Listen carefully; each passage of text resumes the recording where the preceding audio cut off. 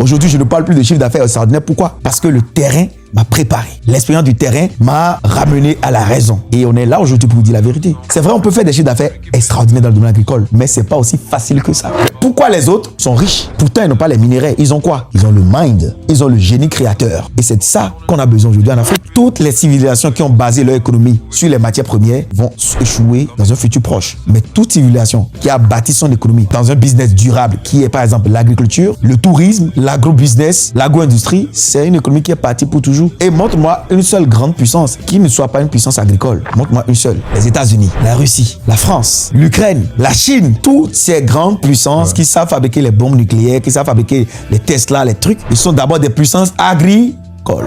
Quelqu'un se lève aujourd'hui et se dit je veux commencer à me lancer dans l'agriculture, mais un peu de manière pratique, qu'est-ce que le gars doit faire? Est-ce que vous pouvez essayer de, en quelques points, nous on donne des choses gratuites dans ce podcast, c'est vraiment des choses gratuites. Mais comme c'est toi, je vais y aller. Ok.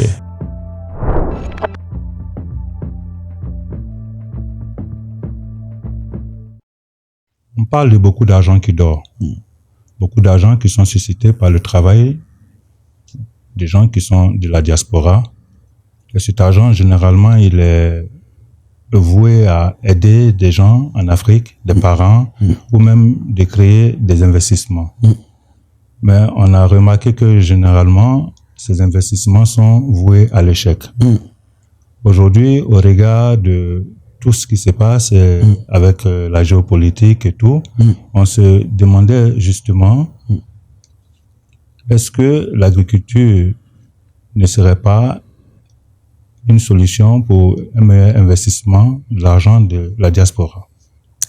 Merci beaucoup, mon frère, pour cette belle question. Tu as totalement raison. L'agriculture est une solution pour réveiller cet argent qui dort, parce que le vrai argent ne dort pas. Le vrai argent a une mission. Le vrai argent travaille. Et malheureusement, ce que nous constatons aujourd'hui, c'est que la diaspora a peur d'investir sur le continent. Et elle a raison, parce qu'elle a essayé à maintes reprises des entreprises qui n'ont pas du tout marché. Pourquoi? Oui, mais généralement, on le dit, et ça n'a pas marché, mais généralement, on ne met pas un point, une main sur un point essentiel. Donc, c'est un peu ça. Pourquoi ça n'a pas marché, en fait? Alors, dans le domaine agricole, il y a 4 raisons qui sont à la base de l'échec des projets agricoles en Afrique. Première raison, c'est le manque de formation moderne. C'est-à-dire, les gens démarrent l'agriculture sans des connaissances de base. Ils regardent l'agriculture de haut. Ils pensent que l'agriculture, c'est le champ, alors que le champ est différent de l'agriculture.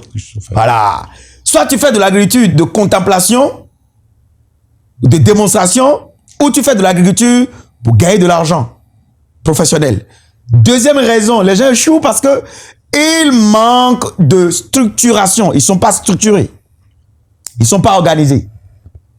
Tout est en désordre. On ne sait même pas quelle quantité, quel volume de gasoil il faut acheter par semaine, combien de grammes de provende une poule consomme par jour, à moins de 30 jours, à plus de 30 jours. On ne sait rien. On pense que c'est le travail des techniciens, ils vont me rendre compte. Donc, je vais rester dormir en France, envoyer mon argent et ils vont m'envoyer les bénéfices. Troisième erreur. Les gens démarrent l'agriculture et ils n'ont pas d'outils de gestion. Quand je parle d'outils, je mets dans outils, que ce soit les logiciels, les applications, je parle d'équipements adaptés.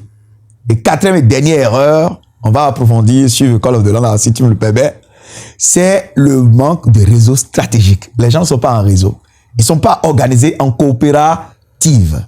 Ensemble, on est fort et on va loin.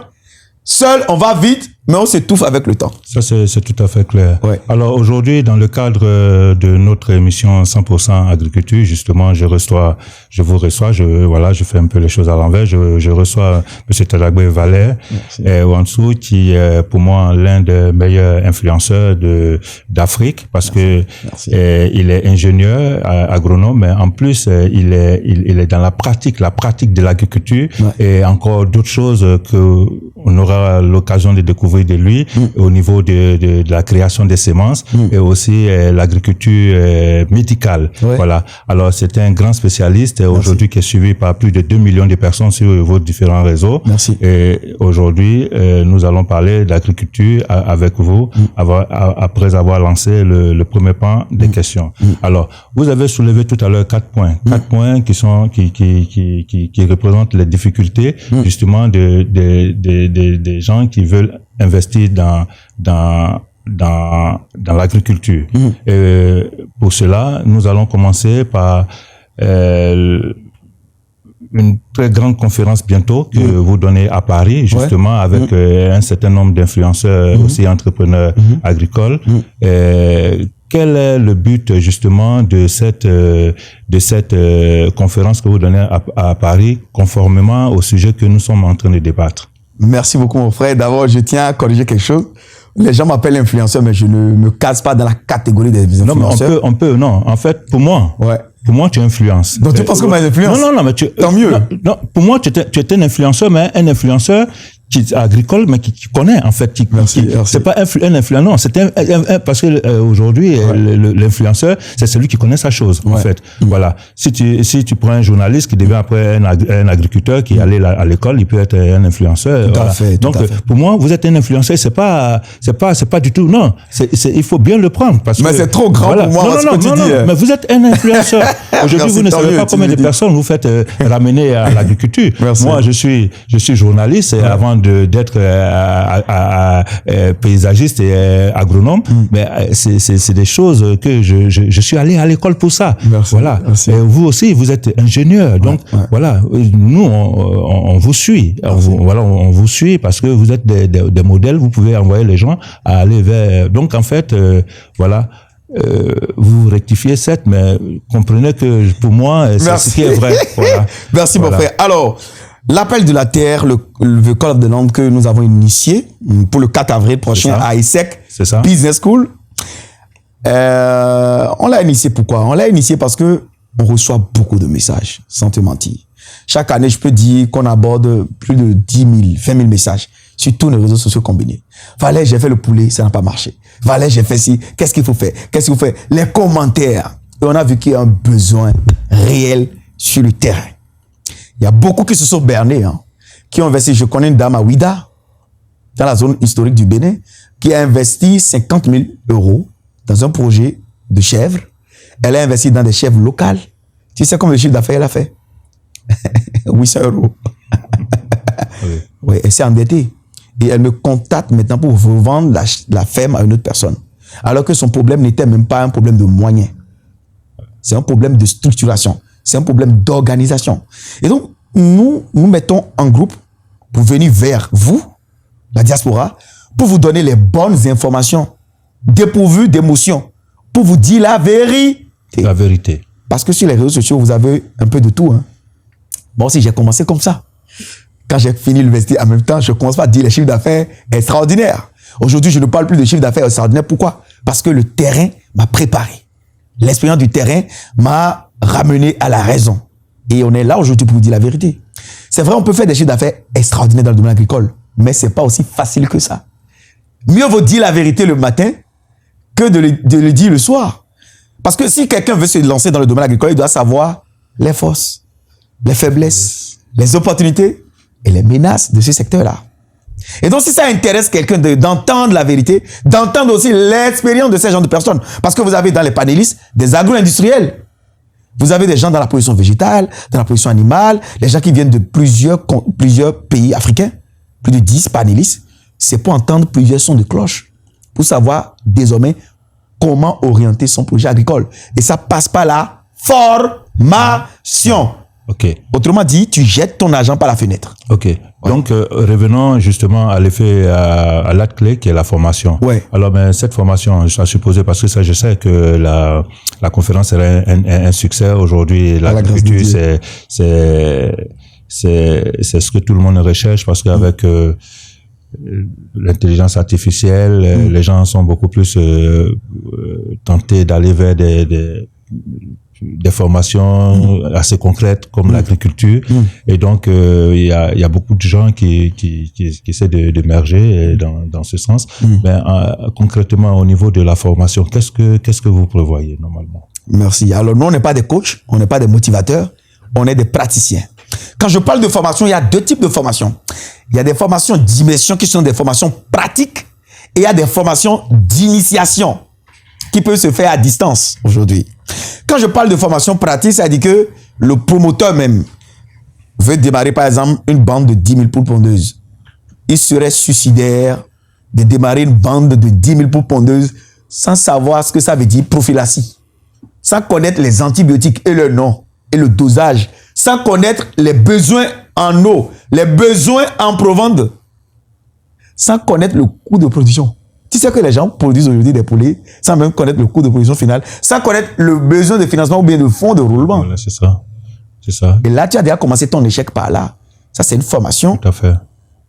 pratique. Tu peux venir sur le terrain, comprendre quand tu prends d'un poussin du démarrage jusqu'à la fin, ce qu'il faut faire, les étapes. Comme ça, on ne te raconte pas des conneries sur ta ferme.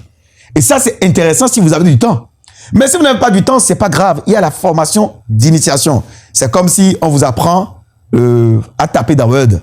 Voilà, on vous apprend les bases, comment faire un tableau, etc. Et tout. C'est à vous-même maintenant, compte tenu de votre volonté d'apprendre d'aller en profondeur, d'aller vite. Et c'est ça qui est adapté à la diaspora aujourd'hui. Faut pas dire à quelqu'un qui a déjà un boulot stable d'abandonner son boulot et de venir faire 1 an et demi de formation au Bénin. Non. Lui, il va investir dans le poivre. Il doit apprendre, pourquoi pas en ligne, c'est quoi le poivre, quelles sont les meilleures variétés de poivre, c'est quoi une bouture orthotrophe, plagotrophe, c'est quoi un stolon, quels sont les besoins du poivre. Il doit apprendre la vérité et connaître l'itinéraire technique. Ouais, mais tout ça, ça peut se faire en ligne. Bien sûr. Et aujourd'hui, la bonne nouvelle, c'est que Agriculteurs Modernes, ma société, a mis en place une plateforme qui permet à qui le veut, de la diaspora et du continent, d'apprendre des choses qui nécessitaient des sommes extraordinaires. Mais aujourd'hui, avec le monde digital, on a mis toutes ces formations-là en place pour permettre aux gens d'avoir de bonnes informations. Vous voyez, il y a beaucoup d'arnaqueurs sur les réseaux sociaux. Moi, je vois des formations agricoles, je ne vais pas appeler de nom, mais tu vas voir ces gens-là, ils finissent toujours par disparaître ou ils abandonnent ce qu'ils font. Ils vendent des formations à plusieurs milliers d'euros sur des choses qu'ils ne font pas eux-mêmes. Oui, mais ça c'est clair, c'est justement parce qu'il y a un grand vide dans ce secteur. Voilà. Pour pouvoir apporter les vraies solutions en fait, à ce genre de problèmes. Et ils profitent de cette faille pour arnaquer les gens. Peut-être les gens. Voilà. Et ça a été aussi pareil avec l'agrobusiness dans le temps où des gens venaient dire qu'ils allaient créer des plantations pour des gens. Et le gars, on te parlait des milliards, mais voilà, 1 milliard de production de bananes produites, c'est combien de tonnes? Voilà. Et donc, c'est un peu pour ça que il faut vraiment encourager ce genre d'initiative qui tend à quand même à rapprocher les gens d'une certaine réalité. Parce que il y a effectivement ce qu'on dit, mais sur le terrain, ce qui est faisable. Voilà, ce qui est faisable, c'est pas. Donc, on va revenir justement sur la formation et sur l'événement. Qui organise cet événement à Paris? C'est qui organise cet événement? Ben, ce sont les Africains. Ma personne est trop petite pour ça. Je suis l'initiateur, mais je pense qu'aujourd'hui, ça ne m'appartient à moi seul. Ça ne m'appartient plus à moi seul, quoi. Il y a des gens, il y a des panélistes, tu vois tous ces gens-là. Il y a des gens que je peux même pas déplacer, que je peux même pas payer, mais ils ont accepté associer leur nom à l'événement parce qu'ils croient en cette vision. Donc c'est devenu un événement pour toute l'Afrique entière et la diaspora, les afro-descendants. C'est l'Afrique qui organise cet événement. C'est vrai, c'est Agriculteurs Modernes l'initiateur, mais ça va être un événement qui va rester pour des générations et des générations. Ça va être un réservoir à aspirer, d'accord, la diaspora vers nos terres parce que c'est elle qui peut développer réellement l'agriculture en Afrique. Et quand je parle de nos terres, les gens sous-entendent que développer les terres ou bien développer l'agriculture, c'est aller acheter des tracteurs et commencer par creuser le champ. C'est faux. Là où moi j'attends la diaspora, ce n'est même pas aller dans le champ pour aller creuser, semer des graines. J'attends la diaspora à un autre niveau stratégique. Et ce niveau-là, je vais décortiquer ça de A à Z sur École of the Land le 4 avril 2026 à CRG Business School. Ok. Merci Valérie pour ton intervention vraiment très fluide, qui essaie quand même de situer un peu tout le monde sur toutes les perspectives d'avenir au niveau de l'agriculture. Mais on a parlé de tout ça, mais à quel moment dans un projet agricole on parle de responsabilité? À quel moment ça devient une responsabilité? Parce qu'il y a beaucoup de gens qui se mettent dans la branche, qui n'ont pas la formation, il y en a qui n'ont pas de structure. Donc c'est à quel niveau aussi on veut essayer de structurer ça un peu pas à pas pour quelqu'un de la diaspora qui veut aujourd'hui se lancer dans un projet agricole. C'est quoi? Il crée une société ou il va déjà à l'école ou qu'est-ce qu'il fait concrètement? Est-ce que vous pouvez nous donner une petite étape théorique, un peu théorique que les gens puissent suivre, et quelque chose qui sera comme comment on appelle ça, un petit lexique que les gens peuvent avoir. Quelqu'un se lève aujourd'hui et se dit je veux commencer à me lancer dans l'agriculture. Voici par exemple, vous avez donné tout à l'heure 4 étapes, mais un peu de manière pratique, qu'est-ce que le gars doit faire, par quoi il doit commencer. Voilà, est-ce que vous pouvez essayer de en quelques points nous on donne des choses gratuites dans ce podcast. C'est vraiment des choses gratuites. Mais comme c'est toi, je vais y aller. Déjà, c'est la formation. Premier point. Quand il dit formation, ça peut être des formations pratiques comme des formations à distance.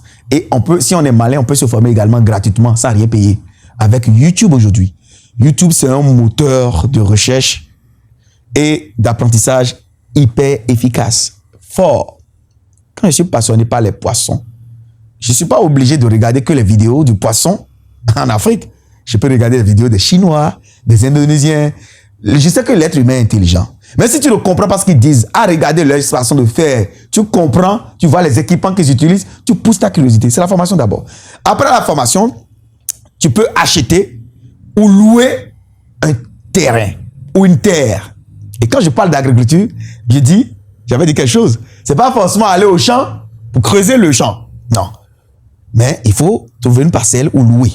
Vous pouvez l'acheter ou le louer. Mais je conseille à la diaspora de commencer par une location. Comme ça, quand même il y a des problèmes fonciers demain, tu es quand même un peu protégé, tu es un peu hors de ça. Ok, d'accord. Donc, on essaie de récapituler un peu. Donc, déjà, on a la formation. Formation. Voilà. Et après la formation. Le foncier. Le lieu de réalisation de projet. Voilà. Ok. Les études maintenant. Quand tu as le lieu. Oui, mais le lieu, est-ce que aujourd'hui on ne pourrait pas essayer de parler un peu de lieu, parce que généralement il y a des gens, des témoignages qu'on a eu, des gens qui ont acquis des terres, voilà, et après ils ont commencé à travailler sur ces terres, et après, comme ça marchait, ils ont eu des pressions, soit pour quitter, parce que celui qui... Voilà, donc aujourd'hui, on parle de plusieurs manières de louer un peu la terre. Il y a des gens qui font des pourcentages, c'est-à-dire ils te cèdent la terre, et toi tu travailles, toi tu payes un pourcentage, ou carrément tu loues un terrain. Donc il y a plusieurs étapes. Quelle est l'étape qui est la meilleure? Est-ce qu'aujourd'hui quelqu'un qui vient et te dit j'ai de la terre, et je veux cultiver, toi tu es le spécialiste, moi j'ai la terre, je veux cultiver, mais comment est-ce que généralement ces genres de choses s'arrangent, parce que ça reste quand même un grand problème, même le foncier de l'agriculture, qui fait que généralement il y a beaucoup de grands projets qui sont morts dans l'eau parce que il y a le problème foncier. Voilà, le problème foncier. Donc, à ce niveau, ça c'est très important, parce qu'on peut avoir tout, mais si on n'a pas la terre pour pouvoir cultiver, voilà. Donc, à ce niveau, vous qui êtes un spécialiste, qu'est-ce que vous conseillez aux gens qui vous suivent concrètement par rapport à comment est-ce qu'on acquiert des terres pour pouvoir développer l'agriculture? Merci beaucoup. Tu m'avais pas laissé finir les étapes, mais je vais répondre à ça et finir les autres étapes rapidement. D'accord. Alors, pour acquérir des terres, je dis, il y a 2 manières. Il y a la manière du bail, pour bailler sur 10 ans, 15 ans. Il y a des bails aussi de 99 ans. OK? Et c'est ce que font nos parents qui sont de l'Occident. Quand ils viennent en Afrique, ils n'achètent pas. Ils n'ont pas, dans la plupart des pays africains, le droit juridiquement d'acheter des terres en leur nom, mais de faire des bails au nom de leur société pendant 99 ans. Donc ça dépendra de comment tu vois la vision de ton projet. OK? Le moins risqué pour moi, c'est les bails.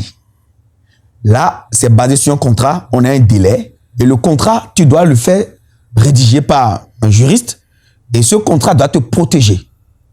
Ce contrat doit te protéger. Si tu fais un contrat qui ne te protège pas, ça va être compliqué après. Mais avant bien même d'aller vers le foncier, il faut analyser, étudier le sol. Tout à fait. Étudier la zone agroécologique, c'est là je parlais des études. Donc, c'est-à-dire, et la terre et les études vont de pair. Donc, les études, connaître la pédologie du sol, c'est-à-dire analyser la structure, la texture, la chimie du sol, le climat. Est-ce que le projet de manioc que je fais, est-ce que c'est dans la bonne zone agroécologique? Est-ce que les pluies qui tombent dans cette zone-là sont en adéquation avec ce que je veux faire? Si tu ne sais pas ça, il y a des gens qui ont acheté 50 hectares, par exemple, dans une zone calcaire où ils ne peuvent même pas produire quelque chose, par exemple. Vous voyez? Après, analyse du sol et sécurisation du foncier de manière, bon, tu as baillé ou location, ou bien tu as acheté si tu as les moyens. Parce que quand tu bailles ou tu loues, tu as beaucoup plus de marge de manœuvre dans un futur proche.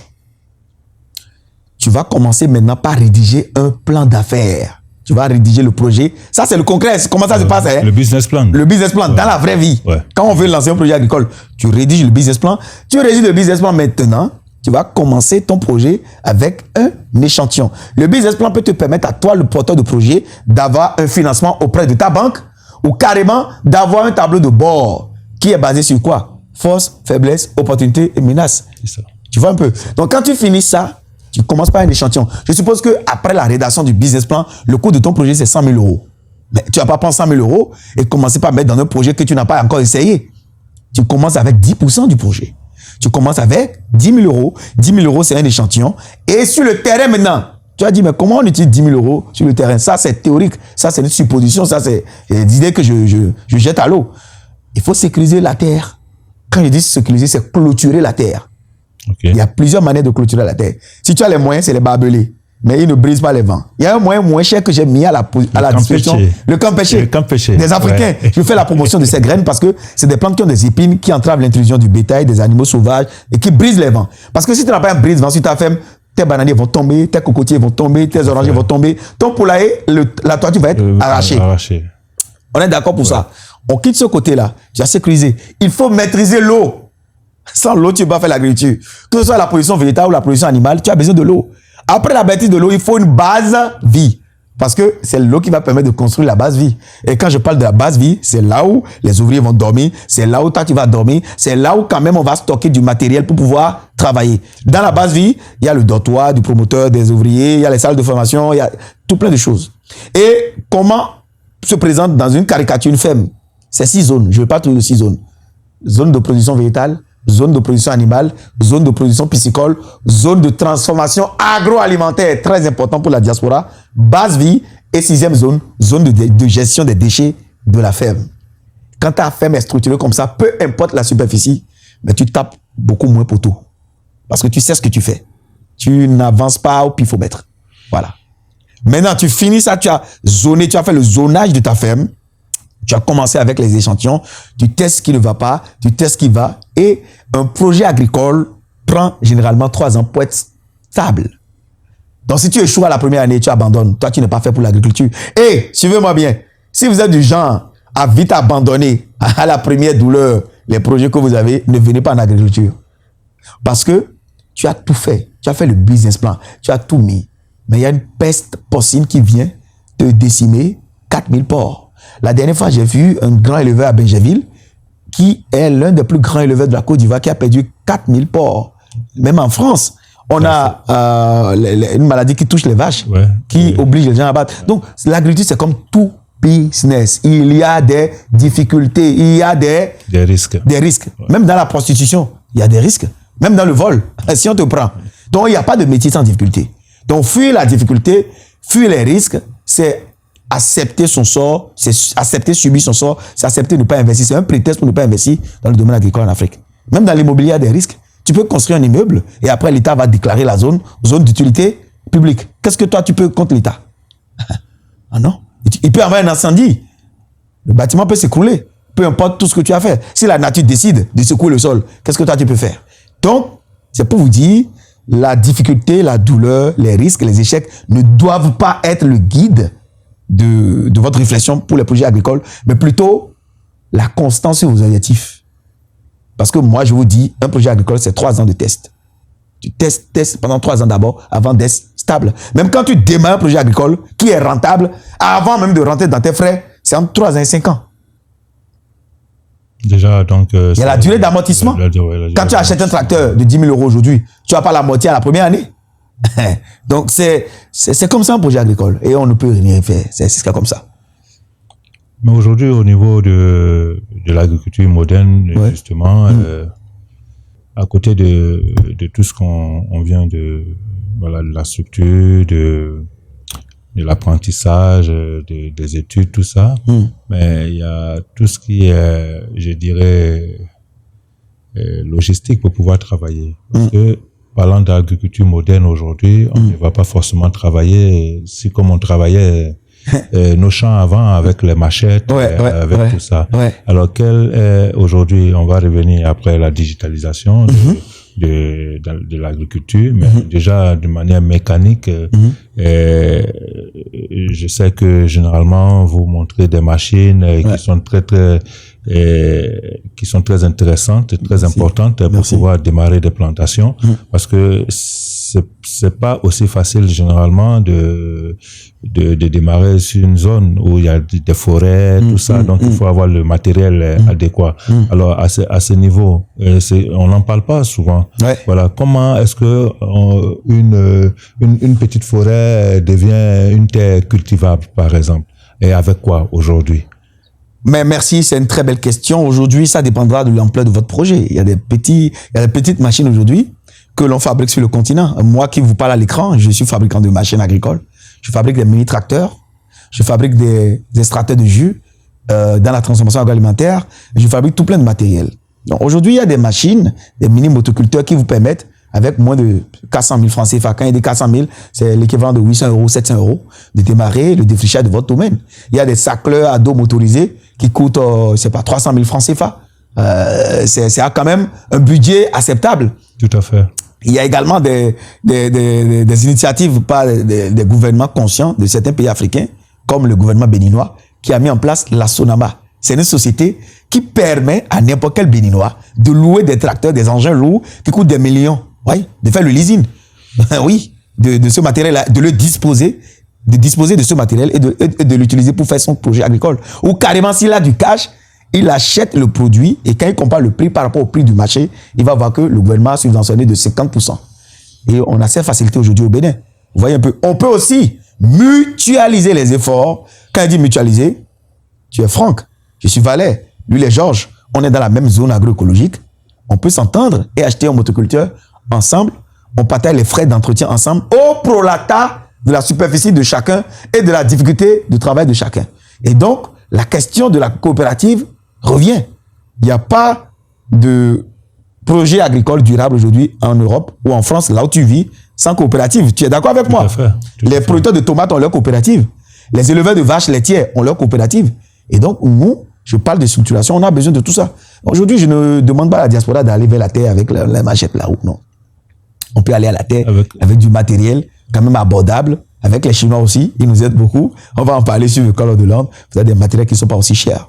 Mais quand on parle de la terre, je dis, là où moi je veux la diaspora, comme tu me forces dans la question, je veux la diaspora au niveau de la logistique. Je peux être quelqu'un, un enfant africain qui vit dans un pays de l'Occident, et mon projet agricole à moi, c'est de louer les tracteurs aux gens. Mon projet agricole à moi, c'est d'importer des tracteurs de la Chine et de les mettre à la disposition de mes frères et de les revendre. Mon projet agricole à moi, c'est de me spécialiser dans l'énergie, dans les énergies renouvelables. Tu viens installer ta ferme, colle ma société, je te mets des panneaux solaires de bonne qualité, les marques allemandes par exemple. Ton projet agricole peut être l'adduction d'eau villageoise. Qui t'a dit d'aller faire le maïs? Ton projet agricole peut être mettre et louer des silos qui conservent les grains. Ton projet agricole peut être l'acquisition d'un tracteur qui permet de grainer le maïs au champ, de battre le riz, les batteuses vanneuses de riz. Mais qui t'a dit d'aller faire le haricot? Ton projet agricole peut être acheter des mangues et les transformer en bonbons, en yaourt, en savon. Les avocats qui pourrissent à Tchang, au Cameroun, les transformer en huile d'avocat, qui est très recherchée, tu ne vas pas dire le contraire, dans le domaine cosmétique. Ouais. Ton projet agricole peut être racheter les ananas qui pourrissent dans les marchés de Kinshasa. J'étais à Kin, il y a de cela quelques semaines, et de les transformer en jus pasteurisé, conservé sur longue durée. Ouais. Ton projet peut être de mettre tes connaissances dans le domaine numérique et du digital à la disposition de tes frères africains agriculteurs pour pouvoir communiquer entre eux, créer un réseau d'intermédiation ou bien un réseau qui permet à un agriculteur qui a des produits traçables en Côte d'Ivoire de vendre son produit aujourd'hui, d'encaisser l'argent sur Wave et de ne plus se mêler de l'expédition. Il a déjà vendu son truc, il a pris son argent. Donc, quand je parle à la diaspora, je parle à la diaspora d'une autre manière. Leur vision de l'agriculture doit changer.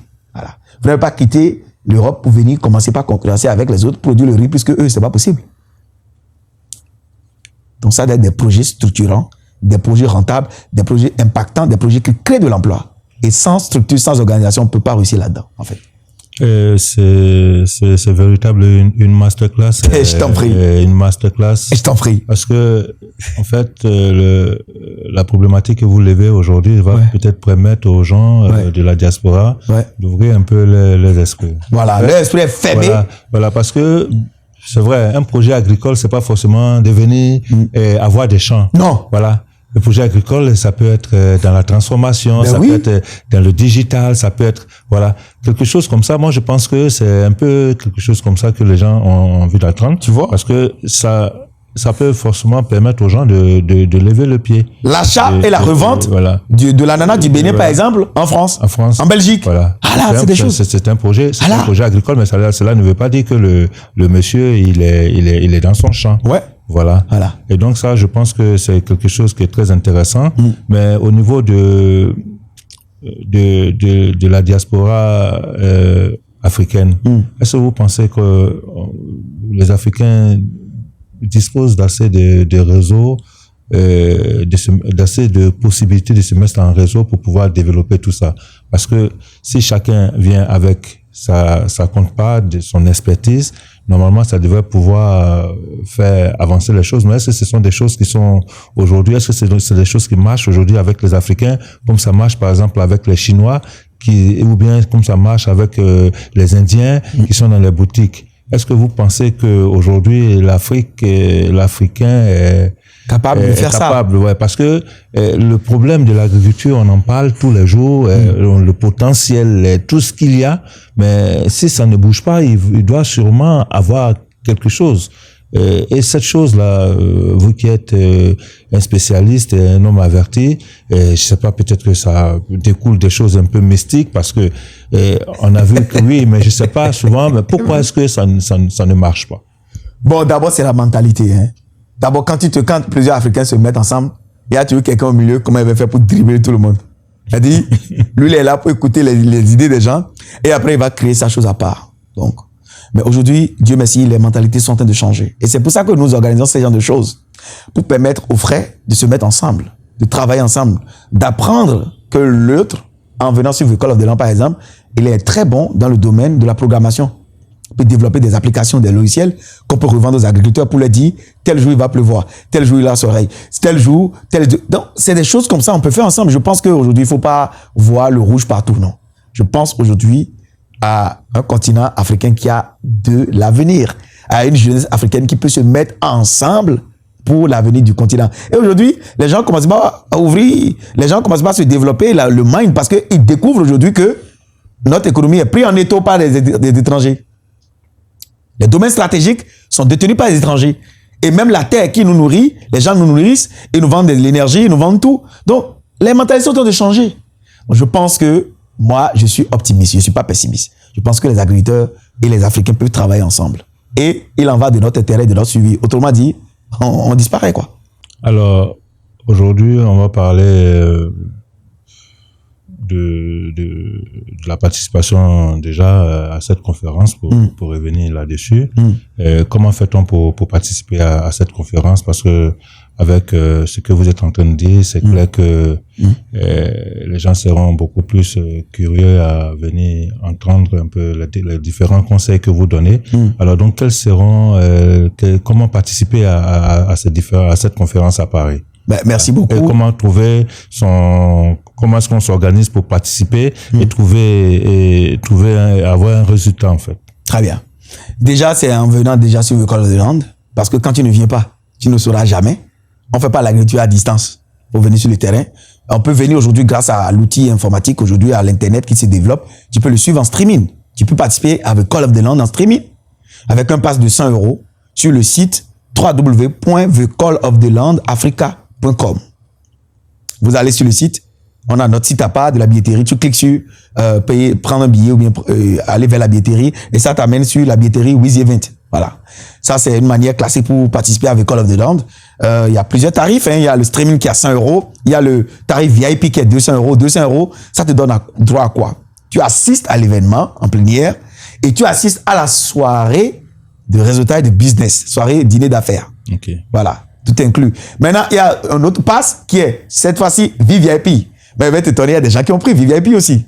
Ah oui? Ouais, 1000 €. 1000 €, ça te donne droit à 15 minutes de coaching ou d'assistant à distance par mois avec moi pendant 1 an. Pendant 1 an. Ça te donne droit à 3 mois d'intégration du forum VVIP. Et dans le forum VVIP, on réfléchit, il y a des experts dedans qui réfléchissent avec à toi par rapport à tes projets agricoles. Tu as un projet, par exemple, tu as des difficultés, tu es bloqué, on réfléchit avec toi, on t'apporte de l'assistance à distance. C'est chose qui va te coûter peut-être plus cher. Oui, tout à fait. Voilà, j'invite les gens à consulter mes tarifs de consulting. Ils vont voir que c'est du gâteau. Et moi, je suis content aujourd'hui que les gens ont ouvert les yeux et pensent que, bon, on peut leur apporter quelque chose de sérieux et de concret, en fait. Donc, c'est comme ça, il faut participer. Donc, automatiquement, quand tu vas sur le site, tu prends ton billet, tu as la facture et le billet, qui est généré automatiquement. Billet qu'on va scanner le jour J. Donc, quand tu viens, il y a des gens au niveau de la porte pour scanner, pour authentifier ton billet. Maintenant, pour les sceptiques qui ont peur de se faire avoir, qui sont des Saint-Thomas, qui veulent payer le jour J, vous n'êtes pas bloqué aussi. Vous pouvez venir le jour J pour payer sur place et avoir le billet rentré. Mais, bon débarras. Parce que vous pouvez avoir une place VIP, payer une place VIP, rentrer à l'intérieur, vu que vous n'aviez pas anticipé, on vous trouve une place, vous allez vous asseoir. On est d'accord? Voilà, parce qu'en toute chose, il faut qu'on soit organisé. Ce que nous, on veut aujourd'hui, ce que nous voudrions, c'est qu'on vende tous les billets avant le jour J pour que on soit organisé, pour que on soit concentré sur le plus important. Et le plus important pour nous, c'est la transmission de l'expérience et du savoir à la diaspora africaine et à l'Afrique entière. Ok. Moi, je suis très convaincu que cette conférence sera un très grand succès. Par la grâce de Dieu. Voilà, parce que en France, à Paris, déjà tout le monde en parle.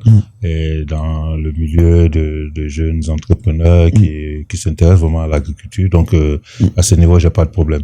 Alors, je disais tantôt que après tous ces grands programmes pour le développement de l'agriculture par les gens de la diaspora qui vous suivent aujourd'hui, quand on voit les réseaux sociaux, vous cumulez beaucoup de personnes qui sont derrière vous. Donc, au-delà de ce que vous représentez de manière sémantique et aussi technique au niveau de l'agriculture, je pense que je voulais qu'on s'intéresse un peu à votre vie, en fait, par rapport à l'agriculture. Donc, j'étais censé savoir comment est-ce que l'agriculture est rentrée dans votre vie. Voilà. Belle question. Alors, merci beaucoup pour cette question. Moi, je suis le fils d'un paysan. Mon papa, il est producteur de riz. Il fait partie de l'un des meilleurs producteurs de riz au Bénin. Et mon papa, il a, comment on appelle, il n'a pas un grand niveau intellectuel. Mon papa a eu le BPC. Il n'a pas eu le bac. Mais il défie les docteurs, même les gens qui ont le doctorat en termes de français, en termes d'expression, en termes de logique.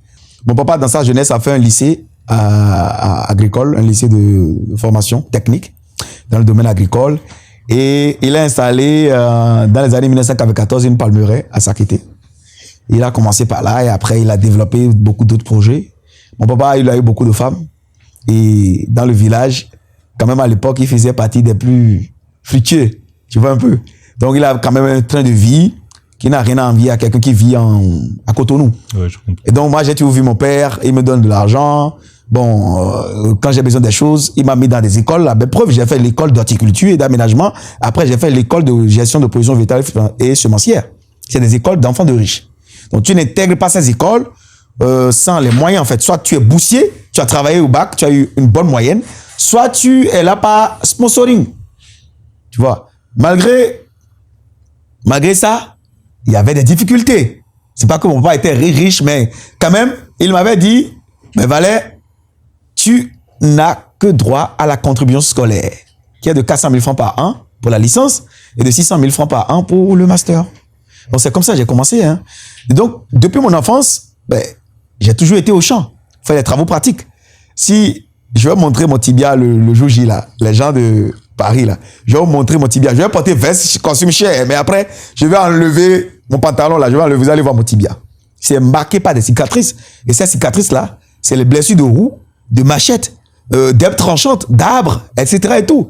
Donc, moi, depuis 15 ans, j'ai commencé par travailler comme un adulte. Hein. À 15 ans, je faisais le même travail. Le cantine, quand on dit cantine, c'est 400 mètres carrés.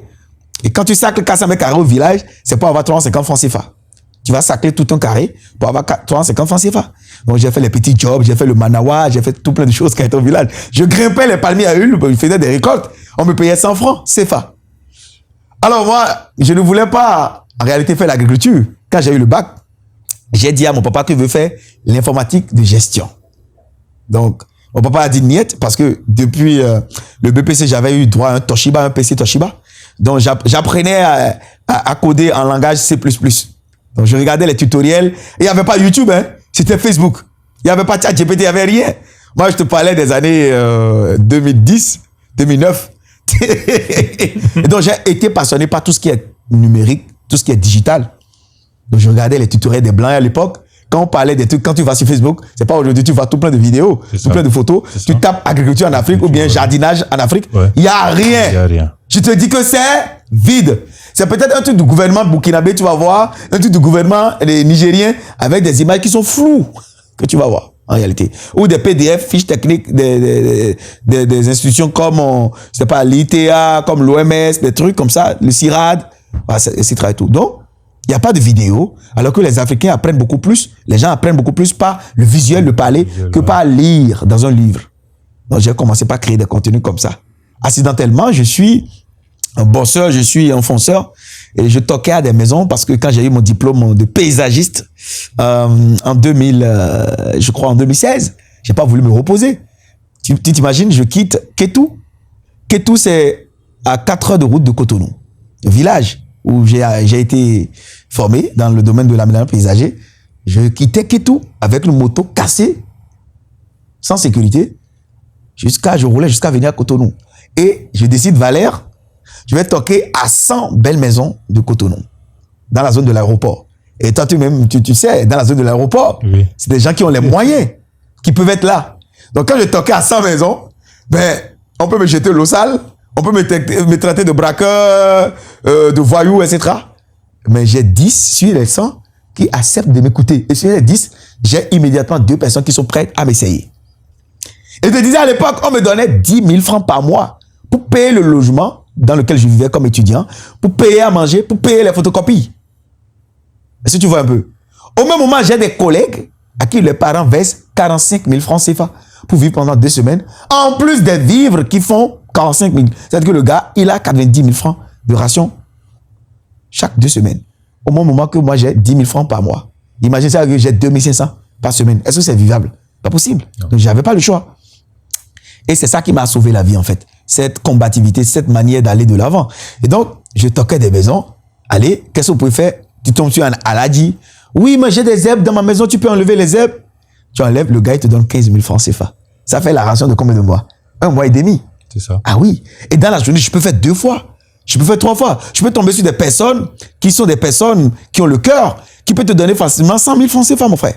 Ils sont tellement touchés par ton histoire que tu sois un étudiant. Tu as quitté Oukétou, il dit, toi, tu mens. Fais-moi sortir ta carte d'étudiant. Tu fais sortir la carte d'étudiant, le gars voit que vraiment tu es étudiant à Kétou. Et je te disais, hein, quand on finit les cours les vendredis soirs, je ne suis pas les cours de samedi. Je quitte Kétou le vendredi soir pour dormir sur ma moto. Je te dis, je valais dormir sur sa moto, hein, avec les risques de te faire...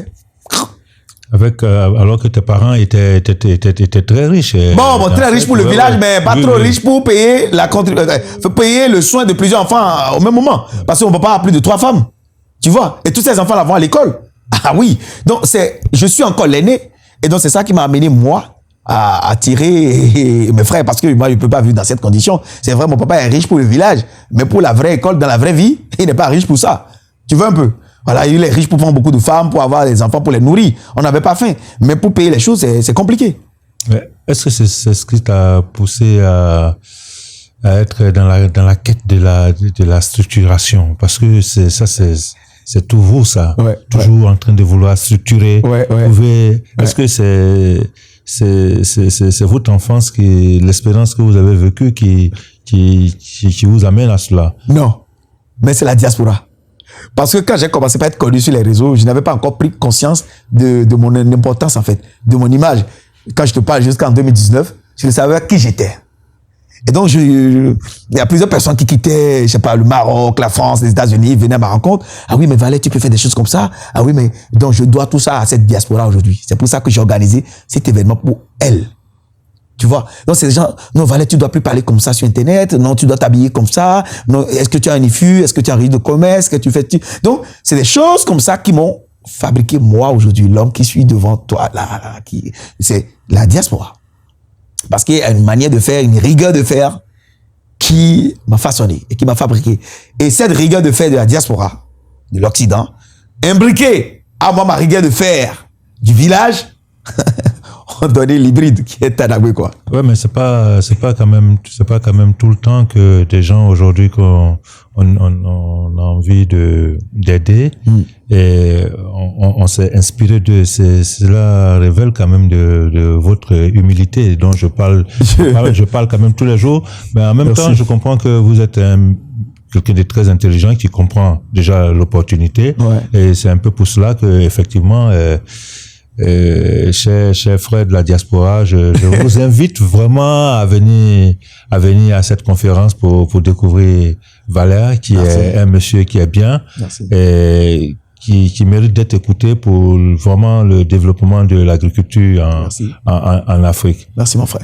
Mais en même temps, est-ce que on peut parler des terres sans parler d'accepter des rigueurs qu'elle nous impose quand même? Voilà. Ah ouais, la terre, on peut pas parler de terre sans rigueur. Voilà, sans rigueur. Je dis, si vous êtes un homme à laisser tout aller, la terre n'est pas faite pour vous. L'agriculture, c'est pas pour vous. L'agriculture, c'est dur. C'est très dur. Mais de toute façon, c'est très dur. Il y a l'argent dedans. Et il y a beaucoup d'argent dedans. Parce qu'on peut pas vivre sans manger. Toi et moi, on est assis ici. On a un carburant. Et ce n'est pas du pétrole, c'est pas du kérosène. C'est quoi? C'est de la bouffe. C'est des fruits, des bananes, des céréales. Donc, c'est l'agriculture qui nourrit. Et tant qu'il y a des bouches à nourrir, les agriculteurs seront toujours riches. Voilà. Donc, c'est clair que l'Afrique a vraiment beaucoup d'intérêt à s'attacher à la terre. C'est vital pour l'Afrique même parce que les minéraux, c'est pas... Écoute, j'ai regardé un documentaire. On me dit, pour fabriquer un iPhone qui coûte $1 500, quand on va fusionner, on va casser les matières premières qui ont fabriqué cet iPhone-là. Valeur source, c'est-à-dire source d'approvisionnement au Congo ou bien quelque chose, ça peine $1. C'est-à-dire, quand on va fusionner tout l'or qu'il y a dedans, tous les équipements, l'aluminium, tout le coltan, on va les peser là. Fais la règle de toi par rapport au tonnage de la matière première qui est achetée, c'est $1. Mais pourquoi les autres sont riches? Pourtant, ils n'ont pas les minéraux. Ils ont quoi? Ils ont le mind. Ils ont le génie créateur. Et c'est de ça qu'on a besoin aujourd'hui en Afrique. Il ne suffit pas seulement de vendre les matières premières. Toutes les civilisations qui ont basé leur économie, d'accord, sur les matières premières vont échouer dans un futur proche.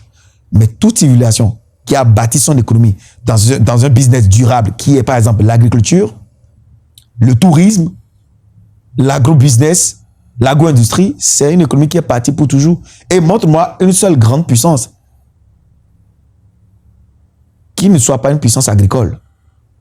Montre-moi une seule. Les États-Unis, la Russie, la France, l'Ukraine, la Chine. Ouais. Toutes ces grandes puissances qui savent fabriquer les bombes nucléaires, qui savent fabriquer les Tesla, les trucs, ils sont d'abord des puissances agricoles. Parce que la souveraineté passe déjà par ce que nous mettons dans nos assiettes, le ventre. Un peuple qui n'est pas souverain du point de vue alimentaire n'est pas un peuple digne. C'est un peuple vulnérable, c'est un peuple faible, c'est un peuple qu'on peut briser, qu'on peut opprimer.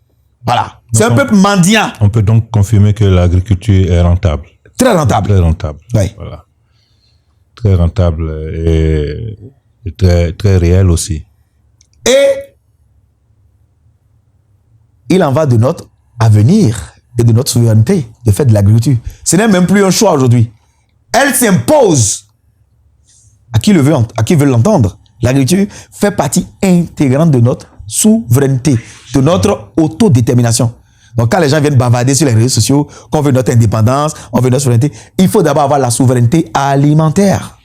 C'est ce qui me plaît chez vous parce que vous n'êtes pas seulement dans l'idéalisation, voilà, de l'agriculture comme beaucoup le font aujourd'hui. Moi, je connais beaucoup d'amis qui sont là. Chacun veut, non, je veux faire un peu de tomates, non, je veux faire un peu de thym. Je dis, mais ça, c'est voilà. Mais est-ce qu'aujourd'hui on est là où on peut dire, bon, aujourd'hui on prend une surface de 100 hectares pour produire du riz. Voilà. Il va jouer. Voilà. Est-ce qu'aujourd'hui on n'est pas vraiment on n'est pas encore à ce niveau. Il faut structurer les choses. C'est justement ce que vise un peu toute cette conférence pour amener vous faire de l'agriculture si on veut faire du terrain, et en fait de faire des grandes quantités, transformer nos produits, les vendre après, ou bien carrément se mettre dans un segment pour pouvoir contribuer à ces 200 hectares. Tout à fait. Voilà, c'est-à-dire que on veut faire 200 hectares, mais tout le monde n'est pas obligé de venir faire les 200 hectares. Non. Lui, il peut envoyer les tracteurs et c'est son business qui est là. Voilà, qui laboure les pièces, la maintenance. Voilà, qui laboure les 200 hectares. Voilà. Après, l'autre, il vient avec les tuyaux qui fait tout l'irrigation. C'est son entreprise agricole qui est là. Voilà. Et après, chacun a contribué à sa part du gâteau. À sa part du gâteau. Ouais. Et là, on peut aller franchement sur de grosses superficies. Tu as tout compris. Plusieurs personnes, chacun vient, il est dans son domaine. Et moi, je pense que, non, c'est vous qui l'avez compris, parce que la dernière fois qu'on discutait, on a dit, il faut qu'on arrive à créer il faut que les Africains de la diaspora, s'ils veulent, il faut qu'ils arrivent à créer des grandes surfaces agricoles, en fait, mais avec tous les circuits intégrés. Alors, aujourd'hui, c'est vraiment un très grand plaisir de vous recevoir sur notre plateau. Bientôt, notre petite rencontre du jour 100% agriculture tire à sa fin. Alors, qu'est-ce qu'on retient de Valère? Qu'est-ce que vous voulez qu'on retienne de vous? Alors, ce que je voudrais que vous retenez de moi, c'est que je me bats tous les jours, corps et âme, d'abord pour faire de cet événement un succès. Pas pour de l'argent, parce que si je veux le faire pour de l'argent, je peux me transformer en marabout et vous vendre des tisanes, vendre des trucs, vendre des guérisons miraculeuses. Et tout le monde peut le faire. Je peux prendre d'autres voies très peu glorieuses pour avoir de l'argent facilement parce que j'ai l'audience aujourd'hui. Mais je n'ai pas choisi cette voie. Je préfère vous dire la vérité, qu'on se mette ensemble et moi, mon trophée de guerre, après, c'est à 50 ans, à 60 ans de me dire, merde, le Bénin arrive à stopper toute l'importation de riz, de poulet, de chair. Le Bénin est autonome aujourd'hui. L'agriculture explose l'économie. Je vois en Côte d'Ivoire que l'État ivoirien n'importe plus d'huile. Tout est carré. L'État ivoirien fabrique ses t-shirts, tout, ses polos sur place, les baskets, tout est fabriqué sur place. Je vois aujourd'hui que l'agriculture absorbe les jeunes qui sont au chômage. Et ça va passer par ces genres de rencontres. Parce que quand on va même calculer les dépenses qu'on fait, et tout ce que j'ai déjà misé, tout ce que j'ai déjà investi dans des écoles de langue, il n'y a pas cet argent-là que les gens veulent me donner sur ce type d'événement qui va me permettre de rentabiliser. Et toi, tu le sais. Tout à fait. La salle, l'organisation, les stands, l'invitation, la communication surtout, la communication. J'avais sous-estimé le budget de la communication pour ces genres d'événements. Ouais, mais je vois maintenant pourquoi les GAFAM sont riches. Je te dis combien TikTok me prend par jour pour communiquer sur cet événement. Je te dis combien Facebook prend pour faire des campagnes publicitaires. Si je te dis combien je dépense, c'est énorme. Et donc, on ne le fait pas pour prendre de l'argent chez la diaspora gratuitement. On le fait pour apporter notre génie créateur, pour apporter notre expérience pour le développement du continent. Donc, voilà. Merci beaucoup. Merci. Est-ce que tu penses, est-ce que vous pensez qu'il y a quelque chose dont on aurait dû parler, qu'on a oublié? Quelque chose qui vous tienne à cœur. Les stands. Voilà. Ouais. Les gens parlent de vos Call of Duty, mais ce que moi je voudrais, après toutes ces rencontres, d'échanges, tout ça, d'esprit cartésien et tout, il faudrait que ça soit également une rencontre où les gens de la diaspora viennent acheter les nouvelles innovations en termes de transformation agroalimentaire sur le continent. Ça doit être un carrefour de mise en lumière, un carrefour qui met la visibilité sur les produits qui sont transformés en Côte d'Ivoire, au Burkina Faso, au Mali, au Niger, au Congo, Kinshasa. Donc, on a prévu cette année 10 stands qui permettront de mettre la lumière sur les produits transformés ou non. Et donc, si vous êtes africain, que vous avez le visa ou pas, vous pouvez contacter les équipes pour mettre la visibilité sur vos produits en prenant des stands, même à distance. Donc, ça va permettre aux gens, même aux gens qui ne sont même pas africains, de venir le jour J sur The Call of the Land, pas pour participer peut-être à la conférence, mais venir acheter, venir découvrir les savoir-faire. Les poudres de moringa, le miel de karité qui est l'un des meilleurs miels au monde, qui a un fort pouvoir de cicatrisation. Il y a tellement de choses. Donc, le stand, si vous voulez mon livre sur les plantes et leurs vertus, les plantes que je vous propose, les semences de Campéché, les formations, etc. et tout, venez sur le stand de The Call of the Land. Ça va péter. Et surtout le soir, la soirée de gala, on va consommer ce que je t'avais donné la dernière fois. Ah, c'était très bon. C'était très bon. C'était très le bon. Réacteur nucléaire. On aura 5 mets différents de 5 zones africaines. Donc, bon, ça sera vraiment chic. Venez, okay. on va s'amuser. Alors, donc, on rappelle encore une fois la date. Ouais, c'est le 4 avril 2026 à Cergy-Pontoise, à ESSEC Business School. Okay. 1000 regrets aux absents. Merci. Je t'en prie, mon frère. Merci, Valère. Il n'y a pas de souci. Merci beaucoup, mon frère. Merci. Bon, on est ensemble.